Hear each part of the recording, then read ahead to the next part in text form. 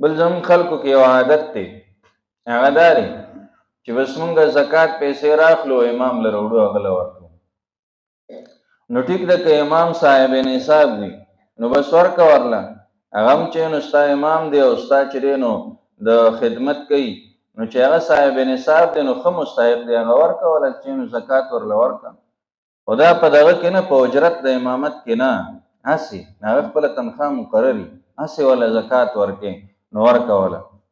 خو تحقیق نشته، بس چې نو راوړو چې نو د هغه سره امام له چې نو په لاس کېږدو. نه، تحقیق وکړه امام صاحب نصاب دی که نه. که صاحب نصاب نه نو بس بیا ورله زکات ورکوو، بیا پې باندې کېږي. خو دې سره یوه بله خبره هم ده، هغه دا ده چې مونږ د امامانو له پیسې ورکوو نو بس صرف په یو څو صورته کې ورکوو، خوراک پې کوو نو په یو څو صورته کې کوو.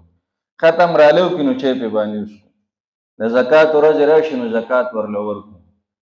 مړی وشي نو چې مړي پسې خیرات کوو نو چې یو جوړه واخلو نو هغه چې امام له ورکوو.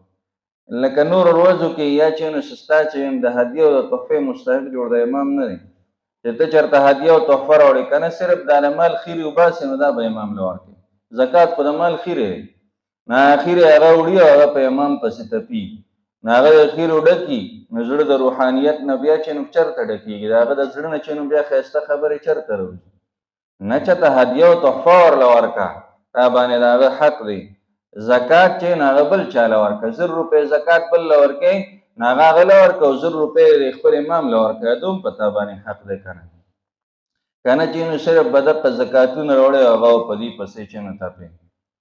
زمونږ یو مشر عالم دی، د قلاګانو کې اوسېږي، نو هغه وایي مونږ امام ته وایو چې مولوي صاحب تا باندې چې څکم نو هلې به یې در باندې څکم چې مونږ له ختم وکړي، چې ختم دې راله نه کړی که نه والله که رانه چې نو ګوټ دې موسکله په دې باندې پیش کړو.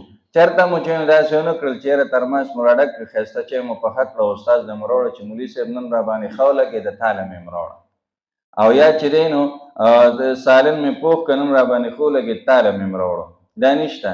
او چې ختم راله وکړي بیا به نه خفه هم شي، ختم له مې راوستی ما زره خوراک ونه کړو.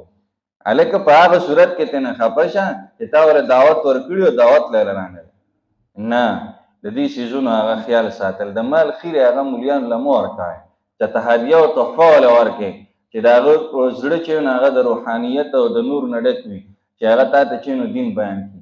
او کوشش کوه خپل چې نو هغه د پښتنو خبره سولانې سوچ کوه چې یاره زه دله چې نو دا پیسې ورکوم نو دا چې کومې زما د مال نه ښې پاکې پیسې دي چې هغه وله ورکړم، چې زما پې باندې ښه یقین دی چې دا ښې پاکې دي چې هغه وله ورکړم. ځکه دی ما ته مخکې مونځ کوي، ما ته بیان کوي، ما ته درس کوي، چې ما ته ښایسته ښایسته خبرې کوي چې د زړه چې نو ککړ نه شي، هغه خړ نه شي.